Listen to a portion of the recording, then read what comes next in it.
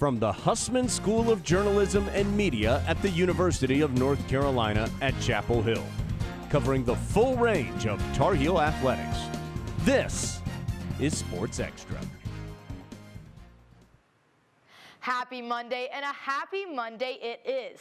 It actually might be my favorite Monday of the entire year so far because basketball is officially back tonight. Good morning and welcome to Sports Extra. I'm Caroline Rao. And I'm Julia Thompson. Caroline, I am so excited for our basketball games both this morning and tonight, but I'm still pumped about Friday's field hockey game against a rival down the road. Let's get into it. The field hockey Heels traveled to Durham to close out the regular season against Duke Friday night. UNC started the match strong with a goal by Sana Hawk in the first minute. Avery Donahue sends the ball into the net off a rebound from the Blue Devils, and Riley Heck closes the quarter out with an unassisted shot from the center of the circle. The second and third quarters were a defensive game with some nice saves by Abigail Taylor. The Heels took back control in the fourth to close the game out with 2 more goals. Charlie Bruder sank her goal off a penalty corner, and a few minutes later, Katie Dixon put icing on the cake with a goal into the open net. The Heels win 5-2, securing the ACC regular season title with an undefeated record. I mean, Sana obviously started us off right away, which was really helpful, and I think that just we were able to carry that momentum. And I know that's a really important lead to have, but it's also a scary one. But I think that we're able to continue that right off the bat and keep it going. It was definitely a crucial goal. She's such a hard worker, always up and down the field, just all over, and for her to be there.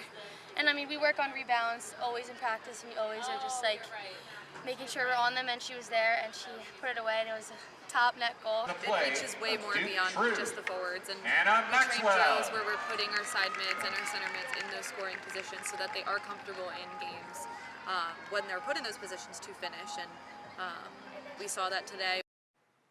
And after clinching the ACC regular season title on Friday, head coach Erin Matson made an appearance on MLB TV this weekend.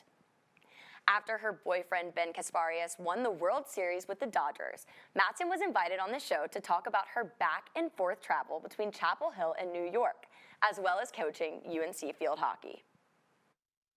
I didn't even go home. I went straight from the airport to the stadium, Practices, I know I have a very phenomenal staff. I'm very fortunate to have a staff that I can lean on and rely on. They know how appreciative I am. But I didn't miss, a staff meeting or a practice. The couple has now won 6 rings in 7 years. And if field hockey continues its dominance, Matson could be adding yet another to that total. 4th seed women's soccer opened the ACC tournament on Sunday when they faced 5th seed Virginia Tech at Dorrance Field. UNC targeted the left side early on with Maddie Darling creating several attacking chances. However, the Heels weren't able to capitalize, and the first half remained a scoreless standoff. 20 minutes into the second half, Linda Olmark was tackled in the box, and Kate Fossey slotted her PK just past the keeper. Just moments later, Kate Fossey got a second off of a deflection from Tessa Della Rosa's cross. Virginia Tech pressed to get an equalizer, but Carolina's backline sealed the 2-0 victory. UNC will head to Cary on Thursday to face Duke in the semifinals. Spencer Haskell joins us now with more about last night's win. Spencer. Caroline, it was a tale of 2 halves last night at Dorrance Field. The Heels were able to generate chances in the first half, but they were forcing it, and poor decision-making, like you'll see in this first clip, kept them off the scoreboard. Here we'll see Carolina is poised in a good offensive attacking position, and Olivia Thomas has Maddie Darling streaking down the wing for a possible one-on-one with the goalkeeper. But instead, what does she do? She gets greedy, and she settles for the long-range, low-risk shot from distance, and that is a routine save for the Virginia Tech goalkeeper. But in the second half, the Heels got smarter. They stopped settling from distance, and they started attacking the box, generating more of those high-danger scoring chances that you want to see. Now here in this next clip, we'll see Darlene this time coming downhill with a full head of steam into the box, and she makes the unselfish play and dishes it off to Linda Olmark, who's got a much better look at the frame. Now, if you get the ball into dangerous spots on offense, good things will happen. Olmark draws a penalty, and the Heels are able to cash in and go up 1-0. And the Heels kept generating that pressure to the box throughout the entire second half. Now here in this next clip, we'll see a great ball from Tessa Delrose into the box where the Heels are waiting for it, and Kate Fossey is able to take advantage of some less than stellar defense from the Hokies and put this one out of reach and go up 2-0. The Heels were able to get things rolling in the second half and finally break through, but on the other side, I have got to shout out the defense. They were dominant last night. They held Virginia Tech without a single shot on goal all game long, and that's really encouraging to see heading into the semis on Thursday. Caroline? Spencer, what do you think the Heels need to do on Thursday to finally take down Duke this season? Caroline, maybe the third time will be the charm for Caroline on Thursday in Cary. The first matchup in Durham was decided on what I thought personally was a bit of an unlucky bounce and a fluke. And as of last Thursday's game, I think Carolina really beat themselves with both sloppy defensive errors and silly mistakes that allowed Duke to score their second and third goals. They will have to clean those up and carry over the momentum from last night's second half, and I think that they will be just fine.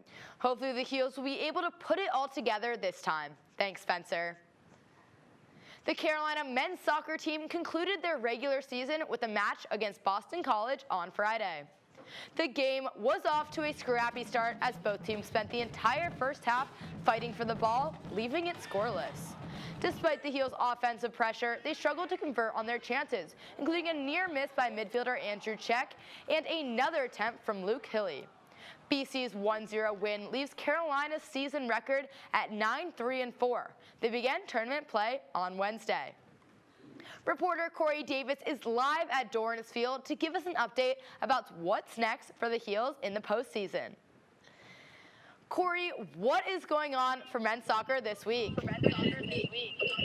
Caroline, despite the Heels lost against BC on Friday, they ended up finishing their season 9-3-4, placing 8th overall and 4th in the ACC, and ended up receiving the 6th seed in the ACC tournament. Players like Martin Vichin, we can see, will deliver strong performance as he leads the team with 10 goals, and NC State transfer trailing right behind with 7 goals on the season. The team will just need the continuous support from the fans here at Dorrance Field as they look for their 4th ACC title in their first in over a decade against number 11, California, on Wednesday. Back to you guys at the desk. Corey, can't wait to see what the team has in store for their first tournament matchup later this week. With 2 wins needed for bowl eligibility, the UNC football team was hungry against a 1-7 Florida State team on Saturday. The Heels were silent to start the game, ending the first quarter down a field goal. The second quarter, however, was a different story. Carolina got things started with a 1-yard shove touchdown from Amarion Hampton. The defense went to work with 5 first-half sacks, led by D lineman Bo Atkinson. And the offense did not disappoint with yet another Amarion Hampton touchdown rush, putting the Heels up 14-3. Just like the first, the second half was all about Hampton. He notched a 31-yard touchdown early in the third after breaking 3 tackles, and came back to bookend the quarter with another 1-yard touchdown. And as if things couldn't get any sweeter, Hampton picked up a shovel pass early in the fourth quarter and took off for a 49-yard house call. The Heels take down FSU 35-11 for their 5th win. Caroline, Mac Brown had his first FSU win, and he is an FSU grad, so his first win is his career, 1-11 against Florida State. How do you feel about that? You know, Julia, I think it is a very impressive showing by Mac Brown, but honestly, it's a more impressive showing by our defense. This game was the story of the sacks. Bo Atkinson had 3.5 sacks, all in the first half, bringing his total to 6 just in these past 2 weeks. And not only Bo Atkinson, but Kamen Rucker also had his career total at 21 now, and UNC leads the conference in sacks, which is a huge deal for the Tar Heels. We have a bye week, but UNC defense cannot let up this momentum. I want to see them bring that same heat against the Demon Deacons. 100%. Carolina volleyball started its big weekend in Carmichael, facing off against Clemson. The Tar Heels started strong, jumping to a 6-1 lead, but Clemson clawed back, making it a tight match. Carolina held a slight edge, ultimately taking the first set. In the second set, the pace slowed and Clemson took advantage of errors, staying ahead to even the match. Set 3 saw Carolina dominate with this kill from Chelsea Thorpe, as you're about to see, along with many others, establishing a significant lead and winning decisively. The fourth set was intense. After falling behind, the Tar Heels fought back to take control. A pivotal moment came when the match point from Mabry Schaffmaster was challenged and overturned, giving the point to the Tigers. But Amani Foster responded, taking the very next point to secure the 3-1 win. UNC faced Georgia Tech on Sunday. The Heels started strong with kills from ACC Player of the Week, Mabry Schaffmaster. But the Yellow Jackets used DeAndra Pierce's slide attack to disrupt Carolina's rhythm and take set 1. UNC's defense struggled against the lethal topspin serve from Georgia Tech's Bianca Bertolino. Carolina closed the gap with smart plays at the net, but came up short. Down 2-0, silent killer Amani Foster stepped up big with her swings and blocks to help the Heels comfortably take the third. Sophie Hampton used her cross-court swing to target the back line, and a kill from Chelsea Thorpe would send the game to the 5th. When Georgia Tech ended the Heels' chances of a reverse sweep, giving Carolina its first home loss. I'm proud of how hard they played, and it hurts. A match like this hurts everybody because you want to look back and figure out what we could have done better. Let's dive in to Passes with Pryor to take a look at the big weekend for Carolina volleyball. Bethany. Carolina top 25 matchup is going to be a reoccurring phrase in the next couple of weeks if the Heels continue playing this way. Let's start with Friday, though. I want to talk about our setters. Taylor Eisert and Zoe Barrett both recording double-digit assists for 8 games in a row. They both have a very high volleyball IQ, and this is vital to a setter's success. Let's first take a look at Zoe Barrett. Now, she's in defense right now, and good setters always stay in defense till that ball is passed. Now, the ball is going to be passed, and she follows that ball with her eyes until she squares up with the outside pole. This allows her to have 3 options right here. She can do the quick ball in the middle, she can set Sophie Hampton on the outside, or she can go back to Chelsea Thorpe. This allows the block to be confused and not have a big block up against our hitter. So she's going to set that ball back to Chelsea Thorpe, and the block is not going to get there in time, and Chelsea's going to get that vital kill to the cross court. Now let's take a look at Taylor Eisert. Taylor Eisert is really good at getting those balls off the net. Now, she's going to have this ball. It's going to be really close to the net, so she's going to pull her hips forward and put her shoulders back so that she doesn't get that net fault. She's able to get her hands on the ball for a great set to Mabry Schaffmaster for the kill. Now, the Heels' success on Friday was great, but they did fall on Saturday to number 16, Georgia Tech. The Heels came back in the 3rd and 4th sets, but they just couldn't pull out the win in the 5th. But Georgia Tech did nothing special. UNC lost due to their inconsistent serve receive and inability to pick up the cross-court swing. Serve receive is one of the most important aspects of the game. It's how you set up your offense. And UNC was killed by the Yellow Jackets topspin. Let's take a look at this serve. Now, the Yellow Jackets, she's going to top spin that ball up and flick her wrist up, which makes that ball spin backwards. Now, then she's going to go up for that jump serve, where she's going to snap her wrist over the ball, which makes a killer serve that Carolina just can't receive. Carolina has a huge game on Friday against number 1 Pitt, so they will have to be on their A game this week as they prepare. Bethany, what can the Heels do to prepare for Friday? When facing the number 1 team in the country, the Heels can focus on cleaning up the little things. UNC always swings big, but big swings aren't always the most effective. The Heels are going to have to play smart if they even want a chance to beat Pitt. Fans are really excited for Friday's game. It will be a good one. Thanks, Bethany. On Friday in Corey Natatorium, the UNC swim and dive team faced off against 15th ranked Virginia. Coming out on top, the men's swim team defeated the Who's 208.5 to 91.5. Fifth-year Patrick Hussey helped Carolina win 3 separate freestyle events, the 200 free, 500 free, and he was the anchor for the 200 free relay. On the springboards, it was graduate Aranza Vasquez Montano who stole the show, winning both the 1 and 3 meter dive.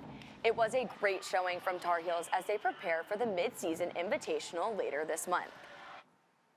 Wrestling opened up the season on Saturday at the Southeast Open in Salem, Virginia. The tournament featured 412 wrestlers from 19 different teams. 7 of UNC's wrestlers finished at the top of the podium in their weight classes, 4 of whom were freshmen, which highlights the program's successful recruiting and exciting future. The team will head to Annapolis next Saturday to face Drexel and Navy. UNC Hoops is back, baby. The Tar Heels host Elon tonight at 9 p.m. for their opener in the 115th season. The Tar Heels, ranked 9th in preseason polls, are looking to take the court with authority against the Phoenix for their first game in the Dean Dome this season. As veteran guard and ACC Player of the Year RJ Davis will take to the courts with newbies All-American Ian Jackson, Vandy transfer Venal Lubin, and 6'6" freshman Drake Powell. UNC has won 22 straight home openers, and the team is looking to capture their 23rd in a row tonight. In her 5th year with the Tar Heels, women's basketball player Alyssa Utsby isn't just the double-double queen, but a multi-sport wonder. As Nia Satterfield-Brown shows us, Utsby uses her Instagram to showcase her talents in a variety of areas beyond the court. 6 of training with a fellow UNC athlete. In July 2022, Utsby posted a video of herself on Instagram training with the UNC gymnastics team. It was meant to be a playful video where she tested out her agility on the springboards and high beams. Her next video featuring the women's soccer team went viral with more than 150,000 views. In the following months, her viewership soared as she showcased her versatility across a spectrum of sports, from tennis and swimming to lacrosse, to ice hockey and even wrestling, captivating audiences with each new athletic endeavor. I wanted to shed light on other sports that were doing incredible things, but might not get as much traction in the media because of Carolina being the basketball school. Using her platform to emphasize these sports, she enjoyed building relationships with other athletes and highlighting how complex other sports are. Swimming was probably one of the most difficult for me because I never really practiced swimming when I was younger, and so that one I would be fine not doing it again. And those swimmers were laughing at me the whole time. 2 years later, and that video she made with the gymnastics team is still one of her favorites. Just because a part of me thinks that if I had another life, I would be a gymnast, because I've just always grown up jumping on the trampoline and trying to do flips, and I just was a little too tall for the sport, I think. As she enters her senior year, Alyssa has a few sports to try out, including cheerleading, where she hopes to be a flyer, even though her 6'2" frame might make it a bit difficult. Also have baseball left, track, and kicking field goals with one of our kickers. So that'll kind of wrap up my series in my final year.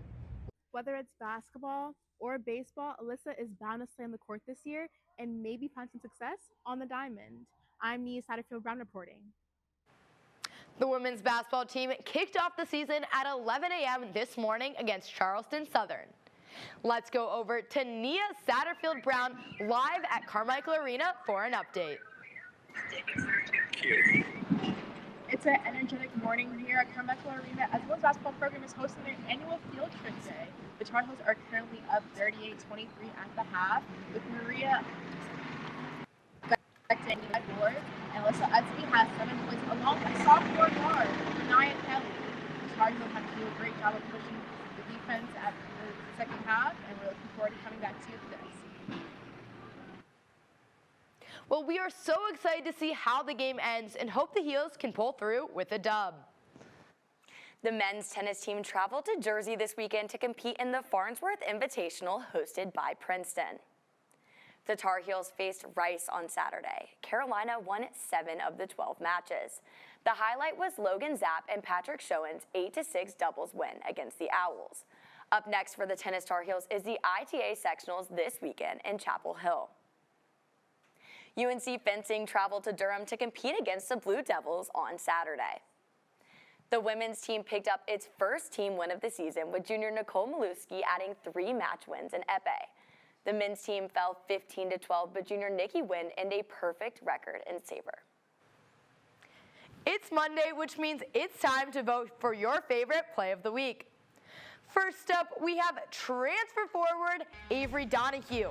She is going to put herself in the perfect position next to the goal, controls the ball from a save shot from Riley Heck, and hits the back of the cage, grabbing the second goal of the game against Duke. And for our second play, we have the incredible Chelsea Thorpe, who is set up on the right side from Zoe Barrett, and she is about to get this absolutely silencing kill to do well for the Heels in this game. Now you should take a moment and head to our Instagram story to vote for which play you think deserves to win.